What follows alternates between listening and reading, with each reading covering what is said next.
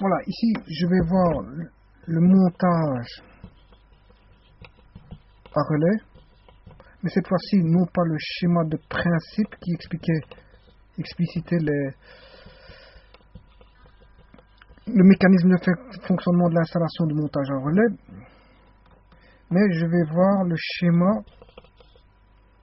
de réalisation, c'est-à-dire c'est un espèce de schéma de raccordement tel que s'il faudrait le développer dans un bureau d'études, ce serait le schéma qui devrait être mis à disposition des installateurs pour réaliser l'installation, c'est-à-dire par les électriciens et les ouvriers électriciens. Sachez que ceux qui vont réaliser l'installation recevront du matériel adéquat qui est repris bien sûr dans l'installation, dans le schéma.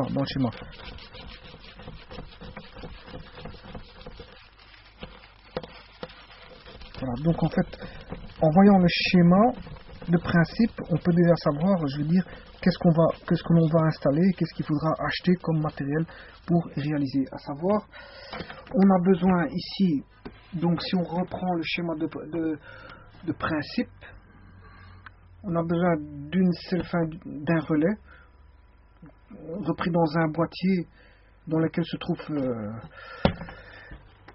une self avec différents contacts.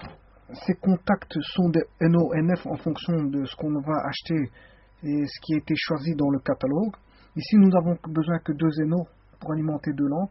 On aura besoin de 2 lampes, des boutons poussoirs, bien sûr, une alimentation qui délivre une source de temps, enfin, une tension avec une certaine valeur et un certain type de tension, et tout du câblage. Et bien sûr, l'installateur aura besoin de comment on appelle ça, de l'outillage adéquat pour installer ce matériel-là.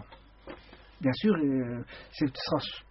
je parle en tant qu'installation dans le bâtiment. Je ne parle pas du schéma de principe du relais dans un véhicule automobile. Je veux dire, c'est des philosophies différentes. Ici, comme on est dans le bâtiment, il faudra prévoir peut-être des saignées et donc, je veux dire, se farcir, je veux dire, des perçages dans le mur, chose qu'on ne retrouvera pas dans le bâtiment, enfin dans le domaine automobile. Parce que dans le domaine automobile, ça fonctionne via des chemins de câblerie qui sont différents du bâtiment. Donc le bâtiment un petit peu, je veux dire, un métier, je veux dire, dans le bâtiment on retrouve des métiers, je veux dire, quand même ardus, difficiles. Donc l'électricien bâtiment devra s'occuper de faire l'installation au travers de cloisons, au travers de murs porteurs, au travers de murs, au travers de matériaux qui sont relatifs à la construction du bâtiment. Voilà, c'est ce que je veux dire par là. Et donc il devra être outillé et adapté en fonction des besoins de l'installation. Donc ici, il y a une certaine numérotation, je ne sais pas si vous la voyez. J'ai repris de la ligne L1 au bouton poussoir, j'ai appelé le 0 ici, le 1 entrée, le 2 sortie du bouton poussoir, le 3 entrée de la self, le 4 sortie de la self, le 5 retour à la ligne L2, enfin c'est la borne L2, le 6 l'entrée. Le 6 c'est l'entrée de la lampe, le 7 sortie de la lampe, 13 entrée de L2, 12 sortie de L2, 8 entrée du NO, 9 sortie du NO, 11 entrée du NO et 10 sortie du NO. Voilà, comme ça on a une numérotation de câblage que je peux suivre par rapport au câblage du montage de l'installation du schéma de réalisation. Enfin, de la conception du schéma de réalisation. J'ai besoin de la numérotation que je viens de vous montrer. Voilà, donc, mais ici, j'ai besoin, en plus de ces éléments de bouton poussoir, je vais placer le bouton poussoir ici, en plus du relais qui se trouve dans le coffret, avec sa self, S, la source U que je vais mettre à droite, j'ai besoin de 2 boîtes de dérivation. Bien sûr, ces éléments sont situés dans le bâtiment dans des endroits différents. Hein. La lampe L1 est située dans un endroit, la lampe L2 dans un autre endroit, le bouton poussoir sera aussi dans un autre endroit. Bref, je veux dire, ils sont pas l'un à côté des autres. Hein. Ils sont distants. Ils sont distants. Donc, j'aurais besoin en plus de 2, comment est-ce qu'on appelle ça, 2 boîtes de dérivation, dans lesquelles ici je mets 4 bornes de jonction. Pour chacun. Il peut en avoir plusieurs, suivant le catalogue. Et on a des entrées-sorties dans chaque côté.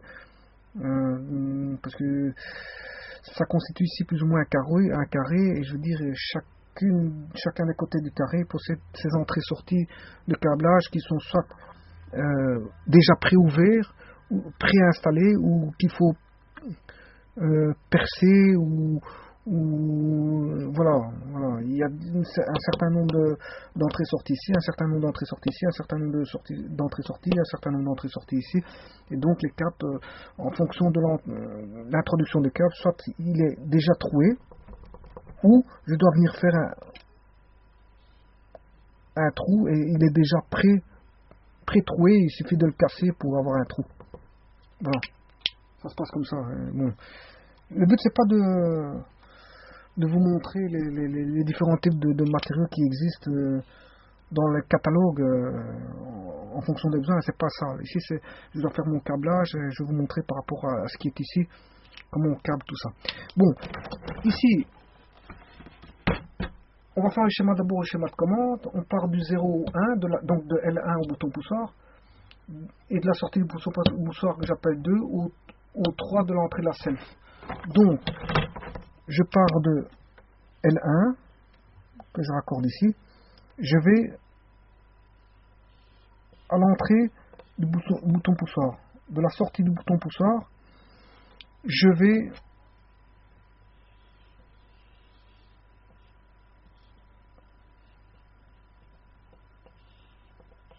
à l'entrée de la self. Voilà. Ce qu'on appelait, donc on avait 0, 1, 2, 0. Je ne vais pas la numéroter ici parce qu'elle est numérotée dans le schéma de principe. 0, ça c'est le 0, c'est L1. 1, 1, 2, 3. Enfin, le 3 est là. Le 3 est là. C'est sortie, entrée de self. Sortie de self. On va normalement en 4. Sortie c'est 4 et on retourne en L2. Donc je repasse par ici pour aller hop ici et je vais en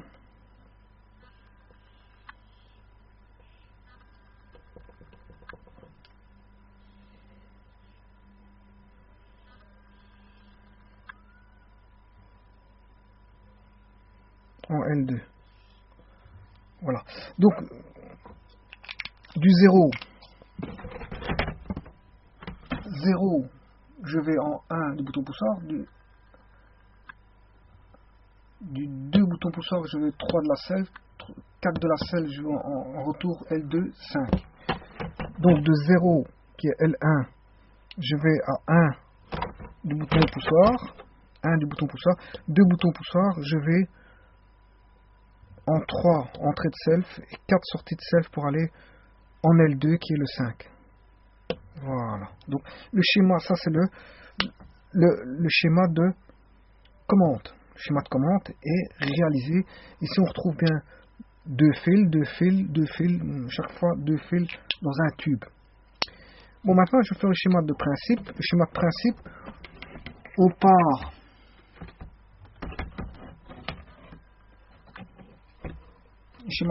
on part de L1 qui est L0 pour aller en 6, 13, entrée des lampes, pour sortir des lampes 7, 12, 7, 12 pour aller à l'entrée des bornes du NO.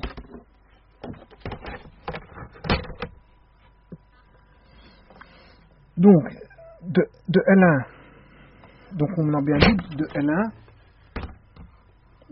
je vais à l'entrée des lampes. L1, L2. Donc, de la ligne L1, je vais en à la lampe L1, mais je vais aussi de L1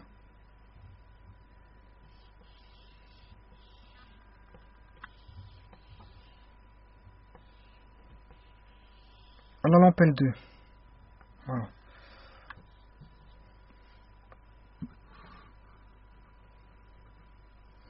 Ensuite, de L1, je dois aller au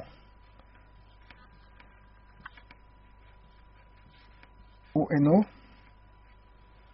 Donc de L1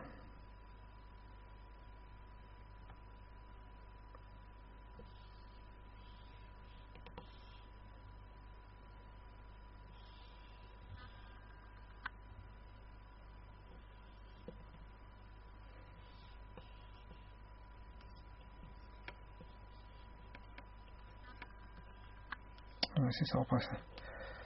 Donc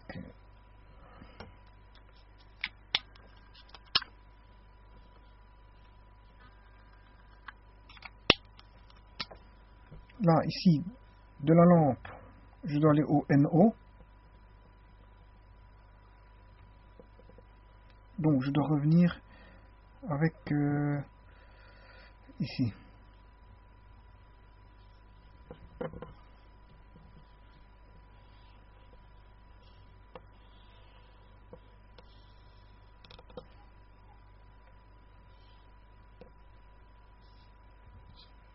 Voilà, NO. Et de L2, je vais aller au second NO.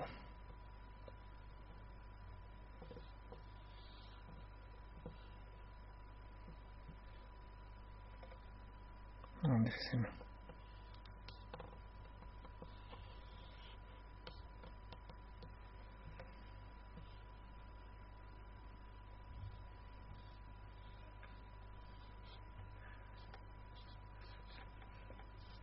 Voilà. Donc du L2, je dois aller au NO. Et comme ça, je réunis tous ces câbles là dans un tube. Voilà. Voilà. Donc du L1, je vais au premier NO, celui-ci, et du L2, je vais au second NO. Et maintenant, en sortie des NO, je dois aller retour à la source, L2. Donc, la sortie des NO, elle se trouve ici. Ces deux fils doivent aller en L2.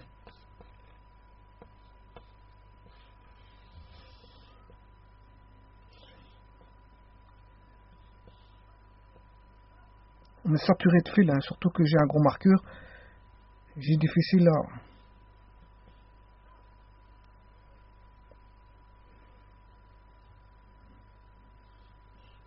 Je vais me prendre une pause ici, voilà. L2 est ici. Donc il faut que je ramène le L2. La ligne L2 doit se retrouver... Ah ben L2 est là justement. Ça c'est L2. Donc je vais ramener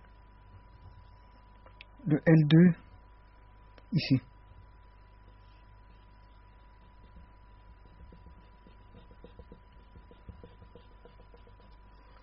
Voilà.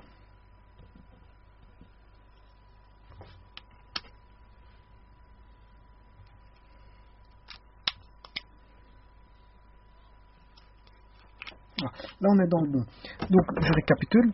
Donc de L1, on va au bouton poussoir. Bouton poussoir.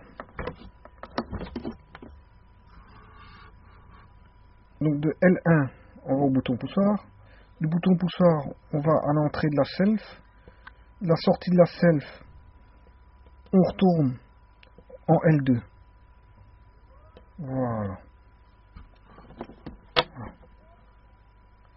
Alors, maintenant, ça c'est pour le schéma de commande. Pour le schéma de puissance, je pars de L1, j'alimente la première lampe, et là, seconde lampe. Voilà. Sortie de la première